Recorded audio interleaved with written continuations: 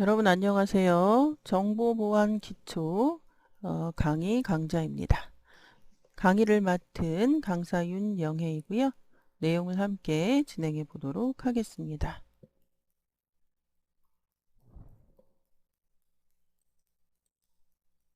자, 이번 시간은 정보보안 기초 강좌의 첫 번째 시간이고요. 정보보안의 개념에 대해서 살펴보도록 하겠습니다.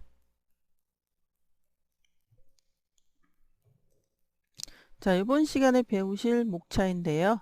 자, 정보보호의 의미에 대해서 첫 번째 살펴보도록 하겠고요.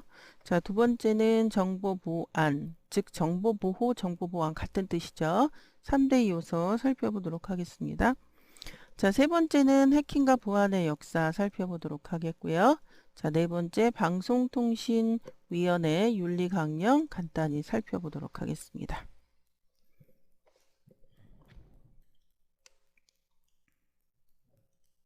자, 정보보호의 의미입니다. 정의 먼저 보면요. 자, 정보보호는 자, 유형, 무형의 정보를 내부 또는 외부의 위협으로부터 보호하는 것입니다. 자, 정보와 사회는 인간 생활의 모든 사회의 원천이 정보이기 때문에 정보 취급에 대한 취약성으로 인한 정보 무단 유출, 개인정보의 누설, 불법 정보 유통 등 자, 피해가 만만치 않죠. 자, 보호되지 못하는 정보에 대한 사회적인 문제도 또 야기가 되고 있습니다. 자, 정보보호의 의미, 정의 살펴보았고요. 자, 정보화 촉진 기본법 2조의 정의에 의하면 자, 정보보호는 정보의 수집, 가공, 저장, 검색, 송신, 수신 등의 정보의 훼손, 변조, 유출 등을 방지하기 위한 관리적, 기술적 수단을 강구하는 것으로 정의되고 있고요. 90년대까지는 보안이 국가 안보적인 차원을 의미했었고 91년, 98년에는 정보 시스템의 안전과 신뢰 정확성이 주요 이슈가 되었고요. 90년대 후반부터는 자, 개인정보 보호 등이 그 개념이 확대돼서 뭐 그 정보보호사 뭐 여러 가지 그 자격증도 나오고 뭐 이런 일이 나타나게 되었죠. 자, 보안 취약성, 즉 완벽한 정보 시스템은 존재하지 않고요. 모든 정보 시스템은 정보 공격자의 공격에 취약하게 되어 있습니다. 따라서 정보 공격자의 공격으로부터 최대한의 피해를 줄여주는 것이 정보보호 대책이어야 하고요. 정보 시스템의 취약성 때문에 이 보안 취약성이 나타나게 되는 것입니다. 자, 그 보안 취약성을 보면요. 자, 물리적 취약성, 자연적 취약성, 환경적 취약성, 하드웨어적 취약성. 각각 물리적으로 정보 시스템이 설치되어 있는 건물, 서버, 개인용 컴퓨터 이런 침입이 가능한 거 물리적 취약성이고요. 자연 취약성은 자, 자연적인 재해 등에 매우 취약한 것이고요. 환경적 취약성은 먼지, 습도, 온도 등에 취약한 것이고 하드웨어 취약성은 하드웨어 오류, 가장 오동작 이런 것들이 가장 기본이 될 수 있겠습니다.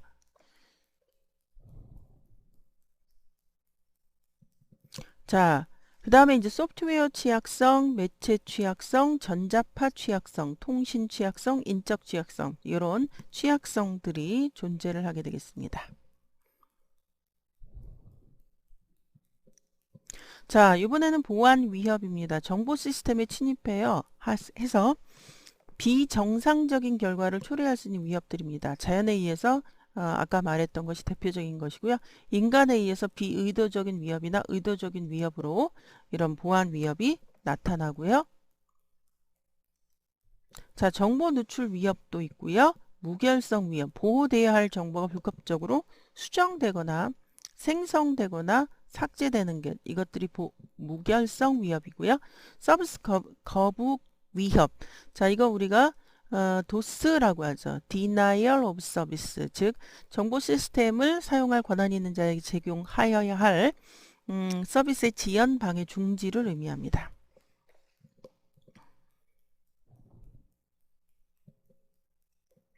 자, 위험입니다. 위협 가능한 자가 취약성을 활용할 수 있는 가능성이죠. 자, 위협 가능한 자가 컴퓨터 시스템 네트워크를 부당하게 활용할 가능성이기도 하고요. 사용자의 고의적, 비고의적 행동으로 인한 데이터의 파괴, 손실의 가능성이기도 하고요.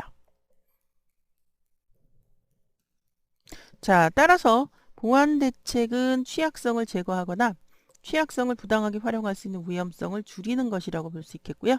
보안 대책은 엄격한 패스워드 관리나 보안 관리, 자, 운영 시스템의 접근 제어 방법, 자, 바이오스의 패스워드 설정, 보안 의식 교육 등 여러 가지가 있을 수 있겠습니다. 자, 공격입니다. 공격이란 불법적인 공격자가 악의적으로 시스템에 침입해서 시스템 내의 정보를 누출하고요, 변조하고요, 파괴하는 행위를 우리는 공격이라고 합니다. 첫 번째 중단, 전송방해죠. 두 번째 가로채기, 도청입니다. 세 번째 데이터 변조, 네 번째 데이터 위조입니다. 자, 이렇게 네 가지의 공격 방법이 있는데 그림으로 살펴보도록 하겠습니다. 자, 첫 번째 중단이에요. 자, 어떤 송신자가 있습니다. 자, 송신자가 수신자에게 자, 이렇게 어떤 데이터를 보내죠. 자, 전송을 시도할 때 공격자에 의해서 수신자가 메시지를 받을 수 없는 경우 보냈는데 도착을 안 하는 겁니다. 자, 중단이고 전송 방해이고요. 자, 두 번째는 가로채기입니다. 도청이에요. 도청. 송신자가 수신자에게 메시지를 전송하는 중에 불법 침입자에 의해서 이 데이터가 도청당하는 경우입니다. 그러니까 가로채기가 되는 거죠. 가로채기. 자, 세 번째는 데이터 변조입니다. 자, 송신자가 수신자에게 메시지를 전송하는 것을 가로챈 후 정보를 조작해서 자, 보냈어요. 분홍색을 보냈는데 도착한 건 파란색이에요. 자, 그러면 자, 이것은 정보 조작, 위조를 해서 잘못된 정보를 수신자가 받게 되는 경우를 의미합니다.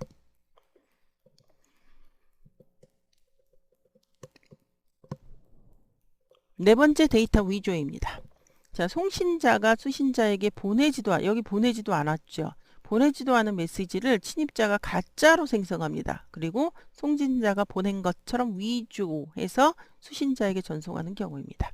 자, 송신자는 보내지 않았는데 침입자에 의해서 그 불법 정보가 수신자에게 도착하는 것입니다. 데이터 위조입니다. 자, 정보 보안의 3대 요소는요. 기밀성, 무결성, 가용성입니다. 굉장히 중요한 내용이에요. 외우셔야 되겠고요. 기밀성, 무결성, 가용성, 기무가. 예, 이렇게 첫 글자만 넣으셔도 되고요. 영어로 confidentiality, integrity, 그 다음에 availability. 이제 영어로 아는 것도 또 도움이 되겠고요. 자, 인가된 사용자만 정보 자세에 접근할 수 있는 것, 기밀성이고요. 무결성, 적절한 권한을 가진 사용자에 의해 인가된 방법으로만 정보를 변경할 수 있도록 하는 것. 자, 가용성, 정보 자산에 대해 적절한 시간에 접근 가능한 것을 의미합니다. 이것이 정보 보안, 정보 보호의 3대 요소가 되겠고요. 자, 거기에 추가 요소가 2개 더 있어요. 하나는 서버 인증, 자, 클라이언트 인증, 뭐 이런 추가 요소들이 존재를 하고요. 자, 그러면 기밀성을 좀 더 우리가 풀어서 보면 허락되지 않은 사용자 또는 객체가 정보의 내용을 알 수 없도록 하는 것이고요. 프라이버시 보호와도 밀접한 관계 있지요. 자, 네트워크 보안 측면에서 기밀성은 시스템 간 안전한 데이터 전송과 관련이 있고요. 스니핑, 자, 해킹 방법이죠. 기밀성을 해치는 가장 일반적인 공격 형태입니다. 통신의 암호화가 가장 일반적인 보안 대책, 기밀성을 위해서 암호화를 필수로 해야 되겠고요. 자, 무결성입니다. 허락되지 않은 사용자 또는 객체가 정보를 함부로 수정할 수 없도록 하는 것이고요. 네트워크에서의 무결성, 클라이언트 서버 간의 데이터가 변조되지 않고 전송되는가와 관련이 있고요. 중간에 유효한 다른 연결을 빼앗는 세션 하이제킹이라든지 두 시스템 간의 데이터 중간에 변조하는 자 이런 공격은 무결성을 해치는 대표적인 공격 방법이고요. 자, 통신 암호화가 가장 일반적인 보안 대책. 앞에 기밀성도 마찬가지였죠. 암호화입니다. 가용성이요. 허락된 사용자가 또는 객체가 정보에 접근하려고 할 때 방해받지 않도록 하는 것. 자, 도스가 가용성을 해치는 대표적인 공격입니다. 너무나 많은 어떤 그 부하를 시키기 때문에 실제 내 컴퓨터를 사용할 수 없는 거죠. 네트워크를. 자, 가용성까지 봤고요. 자, 서버 인증, 클라이언트가 올바로 서버로 접속하는가를 의미하고요. 자, 서버 인증, 클라이언트 인증은 올바른 클라이언트가 접속을 시도하는가를 의미합니다. 자, 이번에는 해킹과 보안의 역사를 살펴보도록 하겠습니다. 해킹이란 국어사전과 영어사전과 영영사전, 일반적인 뜻을 좀 살펴보면 남의 컴퓨터 시스템에 침입하여 장난 범죄를 저지르는 일, 컴퓨터 조작을 즐기고 무엇인가 숙고하지 않고 실행하기, 영영 디자이너가 의도하지 않은 방법으로 시스템의 특성, 규칙을 이용한 창조적인 사용법을 찾는 거 이렇게 돼 있지만 일반적인 의미를 좀 보면 컴퓨터 네트워크의 취약한 보안망에 불법적으로 접근해서 정보 시스템에 유해한 영향을 끼치는 행위를 일반적으로 우리는 해킹이라고 부릅니다. 자, 그러면 이제 해킹의 단어 앞에 있는 핵이라는 게 뭐냐? 이건 조금 의외로 이 핵이라는 단어는요. 1948년도에 설립된 MIT 매사추세츠 공과대학의 무용기차 제작 동아리 TMRC에서 전기기차 트랙 스위치를 보다 빠르게 조작하다라는 의미로 처음 사용되었다고 합니다. 그게 바로 핵이고요. 자, 1950년대 이전에 어떤 그 해킹과 보안의 역사를 좀 보면, 자, 1918년에 폴란드 암호 보안 전문가들이 애니그마를 만들어냅니다. 자, 애니그마는 독일어로 수수께끼라는 뜻을 가진 암호 기계의 한 종류입니다. 암호를 만들어내죠. 자, 애니그마는 평문 메시지를 암호화된 메시지로 변화하는 전기기계 장치로서 처음에는 은행에서 통신보안 강화를 위해서 개발되었지만 2차 세계대전에 독일군에 의해서 군사통신보안용으로 사용이 됩니다. 자, 알파벳이 새겨진 3개 원판, 문자판으로 구성되어 있는데요. 문자판 위에 하나의 키를 누르면 나란히 놓인 3개의 원판이 여기 있죠? 예, 회전하면서 복잡한 체계로 암호가 만들어집니다. 독일군이 이런 암호를 사용했는데 연합군은 이것을 풀어야 되겠죠. 예, 푼 사람이 있어요. 자, 넘어가 보도록 하겠습니다. 자, 콜로서스. 이거는 이제 그 컴퓨터 이름인데요. 자, 이거를 만든 사람이 앨런 튜링이라는 아주 천재 수학자입니다. 원래 예, 콜로서스는 2400개 진공관을 위해서 만든 높이 3m짜리 이런 컴퓨터고요. 자, 초당 5000자의 암호문 종이 테이프를 타고 들어가면서 애니그마의 암호와 일치할 때까지 비교하는 방식. 즉, 그 독일군이 만든 그 군사 암호를 이 앨런 튜링이라는 사람의 콜로서스가 풀었다라는 거죠. 예, 그래서 연합군이 그나마 빨리 승리를 할 수 있는 어떤 그 공을 한 것이 바로 이 앨런 튜링이고 콜로서스라는 겁니다. 자, 수를 세거나 비교 간단한 산술 연산 부속들을 갖추고 있고요. 계산 결과는 전기 타자기를 격리하면서 설계되었고, 자, 프로그램은 이러한 조합을 점검합니다. 자, 이 앨런 튜링이라는 이분은 굉장히 위대한 수학자, 영국 사람입니다. 자, 그런데 이 사람이 이런 만든 업적들이 굉장히 그 군사잖아요. 군사 탑 시크릿였기 때문에 이 사람이 살아있는 동안에는 이 사람의 업적이 그렇게 드러나지 못했습니다. 왜? 비밀이니까. 자, 그런데 아까도 말했지만 이 사람의 애니그마 독일군의 암호를 풀면서 그게 이제 일찍 연합군이 승리로 갔다 그랬잖아요. 그리고 나서 앨런 튜링은 조금 단점이 있었는데 그게 바로 이제 게이라고 하나요?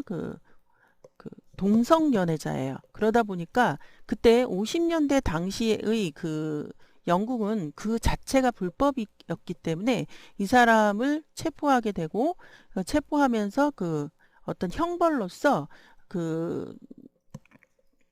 여성 호르몬을 주입하는 식의 그런 어떤 성에 대한 그런 형벌을 내립니다. 그러다 보니까 이 사람은 우울증 걸렸고요. 결국은 그 사과에 독을 넣고 자살을 하게 됩니다. 그래서 좀 일설이긴 하지만요. 애플 로고에 사과가 여기 한 입 깨문 이렇게 그 들어가잖아. 그게 이 사람을 기리기 위해서라는 썰도 있고요. 물론 애플 그 창업자는 그게 아니라고 이야기는 했지만 사람들이 그렇게 이야기가 돌고 있고요. 앨런 튜링을 기념하기 위한 거다. 자, 그리고 미국에서 1년에 한 번씩 주는 컴퓨터계의 노벨상을 튜링상이라고 이야기한 게 바로 이분의 업적을 기리기 위해서 그렇게 이야기했다라고 합니다. 굉장히 위대한 분이시고요. 1960년대 PDP-1, 자, 프로그래밍 데이터 프로세스 1이라고 하는 이것을 그 59년에 생산되었고요. 1964년에 덱이라고 하는 컴퓨터 회사죠. 자, 이게 아까 MIT 공과대 동아리 거기에 조그마한 컴퓨터를 기증하게 되고 이것이 백스 컴퓨터의 전신인 PDP-1이 되겠습니다. 자, 최초의 컴퓨터 연동망 아르파. 여러분들 이 아르파 하면 생각나는 게 바로 미 국방부고요. 이게 바로 인터넷의 효시가 됩니다. 자, 그래서 미국 국방부의 연구기관, 국방 관련 사업 등 관련 기관 간의 정보 공유를 지원하기 위한 이 아르파 프로젝트에서 개발된 컴퓨터 연동망이 시작되고요. 자, 운영체제 유닉스 개발입니다. 1969년 캠 톰슨, 데니스 리치 이 두 분이죠. 의해서 유닉스가 운영체제가 개발이 됩니다. 자, 유닉스는 교육 및 연구기관에 즐겨 사용되는 범용, 다중 사용자 방식 시분할 운영체제이고요. 1970년대 초반 벨 연구소 직원인 두 분에 의해서 처음 개발되었고 오늘날의 유닉스 시스템은 여러 회사들과 비영리 단체들이 커널을 활용해서 다양한 운영체제를 개발하고 있고요. 자, 전화망을 침입을 통한 무료 전화 해킹이라고 하는 사건이 벌어집니다. 1969년이고요. 자, 프레이킹의 아버지로 불리는 그 USF 그 대학을 다니던 대학생 조 앙그레시아라는 분이래요. 자, 소리에 아주 민감한 시각장애인이셨고요. 우연히 휘파람을 불어서 전화기를 조작할 수 있음을 알아내었고요. 자, 2600Hz로 휘파람을 불면 장거리 전화를 무료로 사용할 수 있다는 것을 알게 되었습니다. 자, 이 경험을 에스콰이어라고 하는 그 잡지죠. 라고 그 당시 미국 잡지에 알려진 이후로 수많은 사람들이 휘파람을 이용한 무료 장거리 전화를 쓰려고 시도를 했고요. 자, 이게 바로 그 문제의 그 호루라기였고요. 호루라기를 이용해서 그 주파수대를 알아낸 거죠. 그리고 이 호루라기는 캐벤 크런치 시리얼이라고 하는 그 안에 들어있는 경품이었습니다. 자, 무료 전화 해킹에 대한 내용이었고요. 자, 1970년대는 최초의 이메일을 전송하게 되는데요. 그 우리가 소위 말하는 골뱅이라고 부르는 @사인을 이용해서 최초의 이메일을 전송하신 분, 자, 레이 토밀슨 이분이죠. 예, 이 이메일을 최초로 보내게 되었고요. 자, 마이크로소프트가 설립이 됩니다. 빌 게이츠, 자, 그 다음에 폴 앨런 이 두 분입니다. 과 함께 마이크로소프트를 설립을 하셨고요. 우리가 사용하고 있는 윈도우, 지금 거의 10이죠. 7, 10, 그 이전에 윈도우 9598, XP 뭐 이런 버전들 전부 MS의 산물이 되겠고요. MS 오피스 가장 많이 쓰이는 우리가 업무 프로그램이죠. 자, 최초의 데스크탑 컴퓨터 소울이 나오게 됩니다. 1975년 리 펜젤스타인이 인류 최초의 데스크탑 컴퓨터인 소울을 개발하셨고요. 이분입니다. 자, 이렇게 생겼습니다. 애플 컴퓨터의 탄생입니다. 자, 1979년이네요. 스티브 워즈니악과 스티브 잡스 두 분 다 스티브네요. 자, 이 두 분이에요. 이 애플 컴퓨터가 탄생했고, 자, 1세대 애플 컴퓨터의 모습입니다. 꼭 타자기처럼 생겼죠.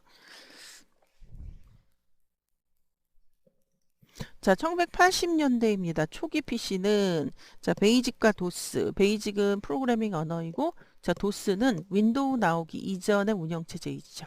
자, 개발이 되었고요. 81년 IBM이 인텔 8086 마이크로 프로세서 CPU 안에 들어간 칩이죠. 를 기초로 한 비교적 저렴한 가격의 PC. 자, 요거를 판매를 하게 되었고요. 자, 네트워크 해킹이 시작됩니다. 80년대 네트워크 해커라는 개념이 처음 생겨났고요. 자, 1980년대는 네트워크를 통해서 해킹을 처음 시도한 시대였고, 네트워크 해킹의 대표적인 사건이 바로 4.14갱 사건이 일어납니다. 자, 4.14갱은 미국 밀워키, 로널드 마크 오스틴 등 6명이 운영했던 4.14 프라이빗이라는 BBS 일원들이 만든 해커 그룹입니다. 자, 4.14갱은요, 마크 오스틴을 포함한 6명이 주축이 되어 해커 그룹이고요. 암센터, 로스알라모스 국립연구소 등 60개 컴퓨터 시스템에 침입했고요. 중요 파일을 지워서 수년간의 연구 결과를 날려버리는 그런 실수를 저질렀고요. 자, 그들이 체포될 당시 83년이네요. 대부분의 일원들은 10대에 불과했습니다. 그러니까 호기심과 어떤 그런 것 때문에 이런 일들을 벌이게 되었죠. 자, 1981년 이안 머피라는 분이 AT&T 컴퓨터 침입해서 컴퓨터 시스템에 침입해서 전화 요금과 관련해 시계를 바꾸어서 낮에 전화 간 사람은 싼 요금을 원래 비싼 요금을 내야 되는데 싼 요금을 하고 저녁에 전화 건 사람은 싼 요금으로 해야 되는데 비싼 요금을 부과하는 그런 일이 벌어졌습니다. 그리고 이 사람은 실형을 산 최초의 크래커 즉 해커저로 알려지게 되었습니다. 자, 카오스 컴퓨터 클럽 이거죠. 예, 카오스 컴퓨터 클럽을 줄여서 이니셜 CCC라고 합니다. 요 기호고요. 자, 이런 독일의 전설적인 해커 그룹은 그 소식지 창간호를 통해서 다음과 같은 설립 목표를 규정합니다. 정보사회로 발전하기 위해서 전 세계와 자유로운 커뮤니케이션을 가능하게 하는 새로운 인권 필요하다. 인간 사회 및 개인에게 기술적 영향을 미치는 정보 교류에서 국경은 사라져야 된다. 우리는 지식과 정보의 창조에 기여할 것이다. 라고 선언을 하게 되고요. 자, GNU's Not Unix, 즉 1983년 리처드 스톨만에 의해서 GNU 계획이 세상에 알려집니다. 이 사람이 하면 생각나는 게 바로 우리는 저작권, 카피라이트가 아니라 뭐라고요? 카피랩트가 되어야 한다고 주장한 사람입니다. 자, 그래서 리눅스 탄생의 배경이 된 GNU 프로젝트가 시작이 되고요. 자, 자유 소프트웨어 운동의 중심 인물이고요. 자, 일반 공중사용 허가서 소프트웨어 라이선스 개념을 도입했습니다. 자, 또한 그 탁월한 프로그래머이시기도 했고요. 자, 이런 그 등의 프로그램을 만들었고 GNU 프로젝트의 일부를 또 만들었습니다.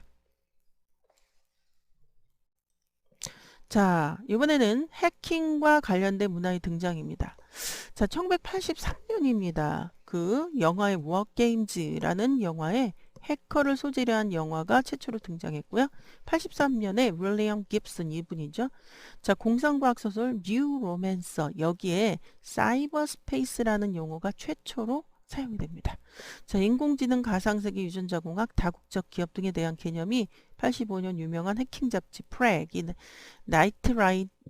라이트닝과 타란킹에 의해서 창간이 되고요. 1년 후 온라인 잡지 프렉의 해커 잡지 2600이 출간되고요. 85년 7명의 미국 소년이 뉴저지 소재 미 국방 컴퓨터에 침입해서 통신 위성의 위치를 변경하고 대담합니다. 코드를 포함한 극비 군사 통신 데이터를 빼낸 사건이 일어나게 됩니다.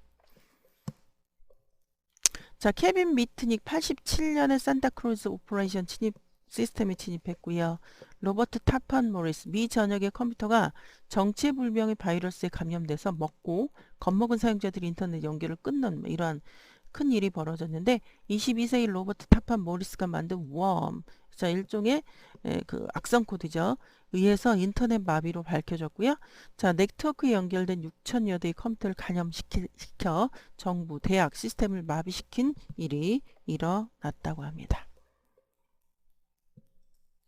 자, 아르파넷은 그러니까 아르파넷에 연결된 이 그 시스템을 마비시켰고요.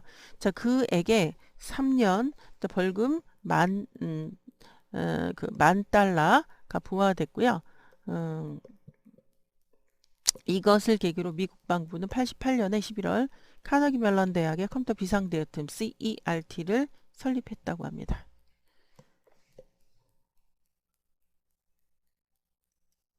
자, 1989년 첫 사이버 첩보 사건이 국제적 관심사로 떠올랐고요. 카오스, 독일의 그 해킹 그룹이죠. 관련된 서독의 해커들이 미국 정부, 그 다음에 기업 컴퓨터에 침입해서 운영체제 소스 코드를 KGB에 판매한 혐의로 체포가 됩니다. 그때 당시 KGB와 미국은 거의 뭐 라이벌이죠. 한편 1986년 1월에 나의 죄는 호기심이다. 나는 해커다. 한 사람을 처벌할 수는 있어도 우리 모두를 막을 수는 없다라는 해커 선언문을 발표한 로이드 블랭켄쉽 이분입니다. 예, 체포가 되었습니다.